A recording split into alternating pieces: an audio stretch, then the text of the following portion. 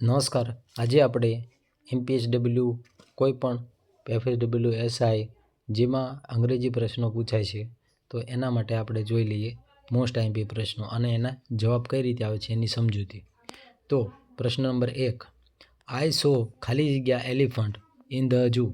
તો જ્યારે તમારે આવી રીતે ખાલી જગ્યા આપી હોય તો એની એલિફન્ટ એટલે કે જ્યારે એલિફન્ટ એટલે તમને ફક્ત એટલું યાદ રાખો કે જ્યારે હાથીની આગળ ખાલી જગ્યા હોય, એલિફન્ટ એટલે હાથી થશે, તો હાથીની આગળ ખાલી જગ્યા હશે ત્યારે એમાં કયો આર્ટિકલ આવશે? એન આવશે. તો આવું કેમ થયું? તો આવું થવાનું કારણ કે જ્યારે તમે એલિફન્ટ બોલો છો ત્યારે એ હંમેશા એની શરૂઆત ઈથી થાય છે, એટલા માટે આર્ટિકલ કયો લાગશે? એન લાગશે, બરાબર.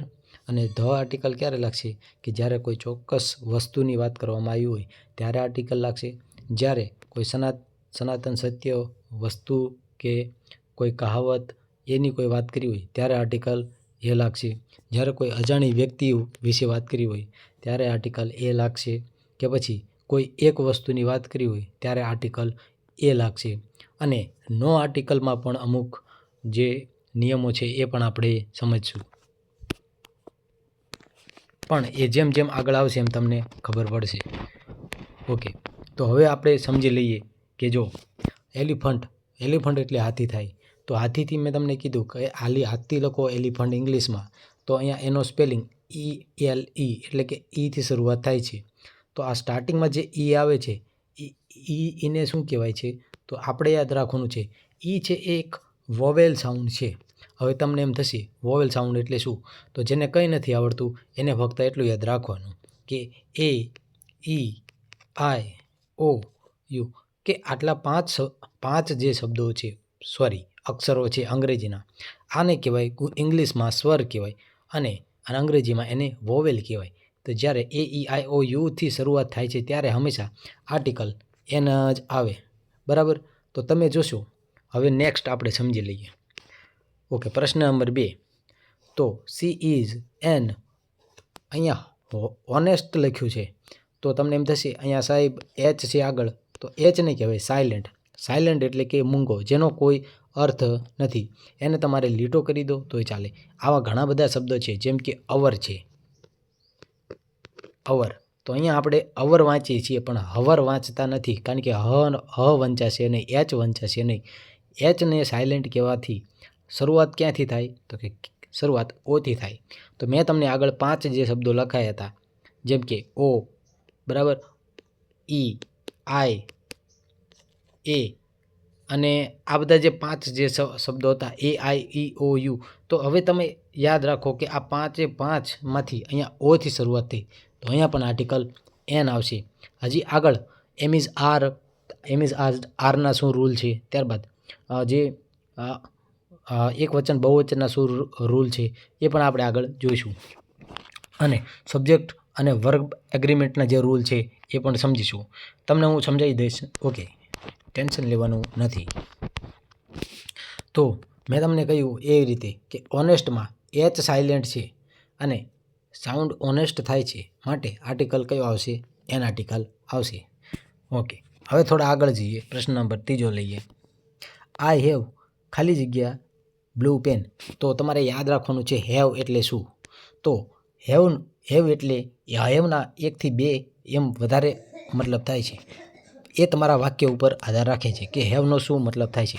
જ્યારે હેવનો ઉપયોગ તમારે સમજવો હોય તો યાદ રાખવું કે જ્યારે હેવ કોઈ વસ્તુની સાથે આપેલું હોય, વસ્તુની સાથે, જેમ કે અહીંયા બ્લુ પેન, બરાબર, એટલે કે અહીંયા બ્લુ કલરની પેન છે એની સાથે હેવનો ઉપયોગ કરેલો છે.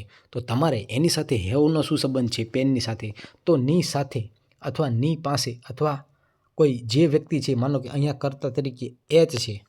જો તમને આ બધું કંઈ ના ખબર પડતી હોય તો કોઈ ટેન્શન ના લેશો, ફક્ત જેને ખબર પડે એ સમજી લો. પછી હું તમને જેને નથી આવડતું એના માટે શું કરવાનું એ પણ હું તમને કહી દઉં. હવે આપણી મેઇન વાત એ છે કે જ્યારે આઈ એ કોઈ વસ્તુ સાથે આપેલી હોય ત્યારે એનો સંબંધ કે ની સાથે, બરાબર, અથવા કે ની પાસે હું એવું દર્શાવવા માટે થાય છે. તો અહીંયા શું એનું ગુજરાતી હું તમને કહી દઉં કે આઈ એટલે હું થશે, હેવ એટલે આઈ એટલે કે મારી પાસે, આઈ હેવ એટલે ની પાસે, બ્લુ એટલે કલરનું નામ છે, વાદળી કલર અથવા ભૂરો કલર. અને પેન એટલે પેન. બસ ઓકે, અહીંયા આ બધું ચેપ્ટર પૂરું થઈ ગયું. જેમ કે ગુજરાતી એનું થશે મારી પાસે ખાલી જગ્યા બ્લુ પેન છે. પણ હવે જો અહીંયા શું કીધું છે તો કે એન આવશે તો કે ના. કેમ? કારણ કે અહીંયા કોઈ વોવેલથી શરૂ થતો નથી. તો અહીંયા જો તમે બીની શરૂઆત બીથી શરૂઆત થાય છે. હા સાહેબ, બીથી શરૂઆત થાય છે. તો જ્યારે કોઈ કોન્સોનન્ટથી શરૂઆત થાય ત્યારે હંમેશા આર્ટિકલ એ આવશે. બરાબર. હવે અહીંયા જવાબ આપી દીધો છે એટલે વધારે સમય નથી બગાડતા. પણ કેમ બી આવ્યો એ સમજવું વધારે મહત્વ છે. કારણ કે અહીંયા શરૂઆત ક્યાંથી થાય છે તો વોવેલથી થાય છે. તો વોવેલ એટલે શું? તો વોવેલ એટલે યાદ રાખવું કે એ, ઈ, આઈ, ઓ અને યુ. બરાબર. આ જે 5 અક્ષરો સિવાયના જે કોઈ આની સિવાયના જો શરૂઆત થાય. બરાબર. હવે આની સિવાય જો કોઈ વસ્તુ એટલે કે અહીંયા કાઉન્ટેબલ વસ્તુ ગણી શકાય તેવી વસ્તુની શરૂઆત થતી હોય. બરાબર. અહીંયા બી છે તો બી અહીંયા ક્યાંય ઉપર નથી 5માંથી તો નથી. તો ઓકે, તો તમારો જવાબ આવશે એ. આટલું યાદ રાખી લો તો પણ જવાબ મળી જશે. બરાબર. જેમ તમે રૂલ્સ આના જાણશો તેમ તમને ખબર પડતી જશે. બરાબર. અને ઇઝી થતું જશે. એ હું તમને આગળ જેમ વિડીયો બાય વિડીયો હું તમને કહેતો રહીશ. એટલે તમારે એ વિડીયો બધા શરૂઆતથી જોજો. લેક્ચર એ કંઈ મિસ ના કરતા, નહીં તો ખબર નહીં પડે. ઓકે, તો વાત કરીએ ક્વેશ્ચન નંબર 4ની. The sun rises in the east. Okay, તો હવે અહીંયા જો હું તમને 2 વસ્તુ શીખવાડું. જેમ કે અહીંયા ઈસ્ટ, તો અહીંયા દિશા આપેલી છે તો દિશાની આગળ આર્ટિકલ ધ લાગ્યો છે. બરાબર. તો અહીંયા રાઇઝિસ, તો રાઇઝિસની અંદર તમે જોશો કે રાઇઝ એટલે ઉગવું અને રાઇઝ એટલે ઉગવું અને એની પાછળ પણ એસ લાગ્યો છે. કેમ? કારણ કે વાક્ય શું છે તો કે ત્રીજો પુરુષ એકવચન છે. તો યાદ રાખજો આ છે એ સનાતન સત્ય એક વસ્તુ છે. જેમ કે સૂર્ય છે એ હંમેશા કઈ દિશામાં ઉગે છે તો કે ઇન ધ ઈસ્ટમાં જ ઉગે છે. બરાબર. એટલા માટે આ સનાતન વસ્તુ છે. તો એવું પણ યાદ રાખો તો પણ એ તમારે એટલું યાદ રાખવાનું કે જ્યારે સૂર્ય ચંદ્ર જેવી કોઈ વસ્તુ હોય કે જે વિશ્વમાં એક જ છે, એનો કોઈ બીજી કોપી નથી. બરાબર. કે બીજો સૂર્ય, બરાબર, સૂર્ય નંબર 2 એવું કંઈ નથી, પણ સૂર્ય એક જ છે. એટલા માટે આપણી બ્રહ્માંડની ગેલેક્સીમાં તો ફક્ત ધ આર્ટિકલ એટલા માટે આવે છે કારણ કે એક જ વસ્તુ હોવાથી. અને એ યુનિક હોય છે. જો અહીંયા આપ્યું છે એક જ વસ્તુ, સન એક જ છે અને યુનિક થિંગ છે અને ધ વપરાય છે. બસ આટલું યાદ રાખો તો પણ ઓકે. હવે આપણે જોઈએ આગલો પ્રશ્ન. He is an MLA. કેમ? કારણ કે અહીંયા છે એન, અહીંયા તમે જોશો તો અહીંયા એન MLA એટલે કે અહીંયા વોવેલથી શરૂઆત થાય છે પ્રોનાઉન્સિએશનની. કે તમે જે બોલો એ વોવેલથી શરૂઆત થાય એટલે આર્ટિકલ એન લાગે છે. ઓકે, અહીંયા તમે જોશો જો અહીંયા પણ એ જ છે કે એમ નહીં એન આવશે. બરાબર. ચલો એમ. હવે I went to school yesterday, તો અહીંયા શું આવશે તો યાદ રાખજો આર્ટિકલ એક પણ નહીં આવે. કેમ? I went to school yesterday. Okay, હવે એનું કારણ જાણવું ખૂબ જરૂરી છે. જો અહીંયા શું વાત થઈ છે તો કે સ્કૂલ અહીં જનરલ પર્પઝ માટે સ્ટડી કરવા માટે જાય છે. અહીંયા તમે જુઓ I went to school yesterday. બરાબર. તો હવે યાદ રાખો કે અહીંયા શું છે તો કે સ્કૂલ અહીંયા જનરલ પર્પઝ માટે સ્ટડી કરવા માટે છે. એટલા માટે આર્ટિકલ લાગતો નથી. બરાબર. ચલો હવે યાદ રાખો. હવે જોજો, હવે એ જ વસ્તુ છે. I visited Taj Mahal.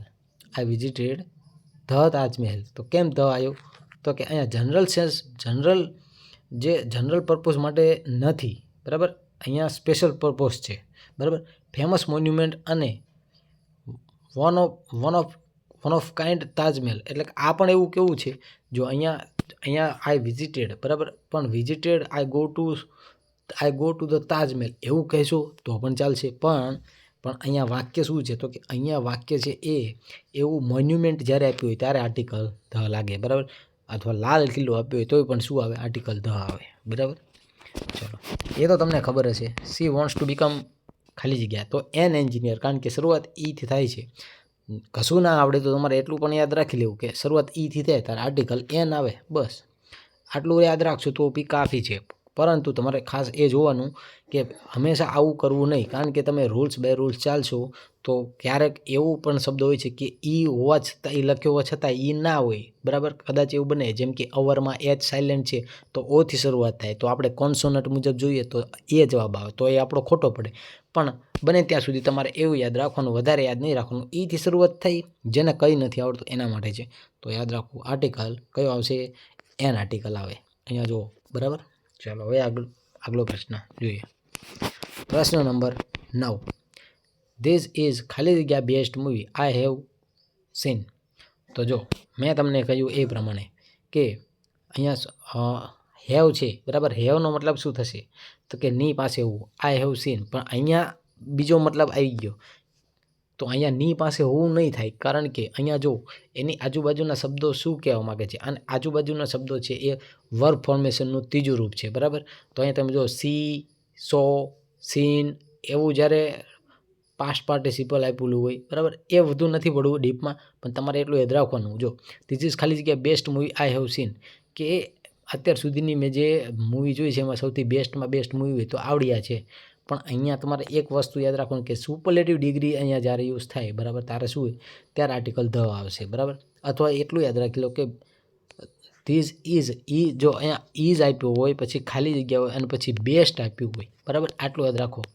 Best is આપ્યું હોય, પછી ખાલી જગ્યા હોય, પછી બેસ્ટ આપ્યું હોય, તો આર્ટિકલ ધ મૂકી દેવાનો. જેને કંઈ નથી આવડતું એને આટલું વસ્તુ યાદ રાખવું, બરાબર. એકવાર રિપીટ કરી દઉં ફરી વાર કે ઇઝ હોય, અહીંયા જો ઇઝ છે, પછી ખાલી જગ્યા છે, અને બેસ્ટ છે, બરાબર. પછી બેસ્ટ છે, તો અહીંયા જે ખાલી જગ્યા છે અહીંયા, તો અહીંયા આર્ટિકલ ધ આવે, બરાબર. ચલો okay. My father is a doctor. કેમ ડૉક્ટર આવ્યું? કારણ કે સિંગ્યુલર કાઉન્ટેબલ નાઉન હોવાને કારણે, બરાબર. અહીંયા જો નાઉન તો છે, બરાબર. તો કેવું નાઉન છે? તો કે ગણી શકાય તેવું છે, અને કેવું છે? એક વચનમાં હોવાથી શું આવશે? આર્ટિકલ એ આવશે, બરાબર. ચાલો આગળ જોઈએ નેક્સ્ટ. હવે આપણે જોવાનું છે થોડા એના રૂલ્સ ફટાફટ સમજી લઈએ. જેમ કે એ આર્ટિકલ આપણે ક્યારે વાપરીએ? તો જ્યારે consonant a boy, a car, દાખલા તરીકે અ બોય હોય, અ કાર હોય, અ કેટ હોય, આવું બધું જ્યારે આપ્યું હોય કોન્સોનન્ટ, ત્યારે હંમેશા આર્ટિકલ એ વાપરવો. હવે એન આર્ટિકલ ક્યારે? તો કે વોવેલથી શરૂઆત થાય ત્યારે, બરાબર. એન એપલ, એન અવર, આવા બધા શબ્દો હોય ત્યારે આર્ટિકલ એન આવશે. ધ આર્ટિકલ માટે શું રૂલ છે? તો ધ આર્ટિકલ માટે સ્પેસિફિક પર્પઝ હોય, યુનિક હોય, સુપરલેટિવ ડિગ્રી હોય, ફેમસ પ્લેસીસ હોય, બરાબર, ત્યારે આર્ટિકલ ધ આવશે. પણ નો આર્ટિકલ ક્યારે આવશે? તો કે જનરલ મિનિંગમાં go to school, eat rice, બરાબર. તો eat rice, go to school, આવું બધું આપ્યું ત્યારે આર્ટિકલ ધ આવશે નહીં. એટલે કે મીન્સ કે કોઈ આર્ટિકલ આવશે નહીં, બરાબર. ઓકે. હવે આપણે જોઈએ verb formation and subject rule જોઈએ, બરાબર. હવે આ પ્રશ્નો આઈએમપી છે, કોઈ પણ એક્ઝામમાં પૂછાઈ શકે છે, બરાબર. અને ઘણા બધા પ્રશ્નો પૂછાયેલા આપણે લીધેલા છે.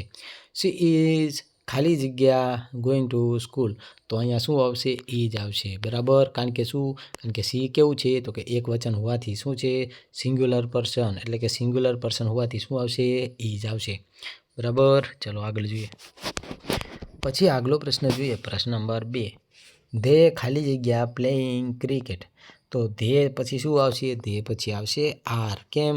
કારણ કે અહીંયા જે ધે આપ્યું છે કેવું છે? તો કે બહુવચન હોવાને કારણે અહીંયા શું આવશે? આર્ટિકલ નહીં, પણ એમિઝારનું કયું રૂપ આવશે? આર, બરાબર. ટુ બીનું કયું ફોર્મ આવશે? આર આવશે. ત્યારબાદ આગલો પ્રશ્ન જોઈએ, પ્રશ્ન નંબર 3. ધ બોય ખાલી જગ્યા ઇટિંગ એન એપલ, બરાબર. તો બોય શું કરી રહ્યો છે? તો કે એપલ ખાઈ રહ્યો છે, પણ બોય માટે શું આવશે? તો કે બોય ખરા, બરાબર. તો the boy is eating Apple, તો અહીંયા યાદ રાખવાનું છે આર્ટિકલ ઇઝ આવશે. કેમ? કારણ કે બોય એક છે અને એ શું કરી રહ્યો છે? તો કે આ એપલ ખાઈ રહ્યો છે, એટલા માટે આર્ટિકલ ઇઝ આવે, બરાબર. યાદ રાખો.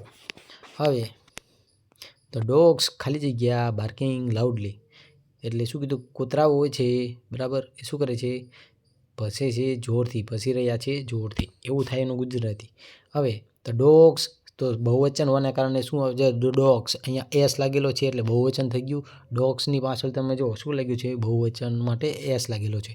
ડોગ્સ બાર્કિંગ એટલે કે ધ ડોગ્સ આર એટલે શું? એટલે આર એટલે ટુ બીનું ફોર્મ. અને ક્યારે આવે? તો કે જ્યારે બહુવચન. એટલે કે ડોગ્સ કેટલા છે? તો કે કૂતરાઓ.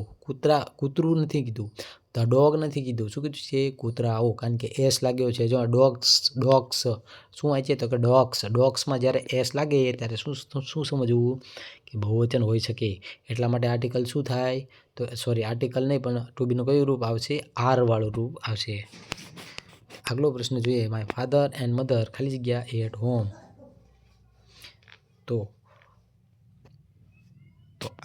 તો મિત્રો યાદ રાખજો, આર આર્ટિકલ આવશે.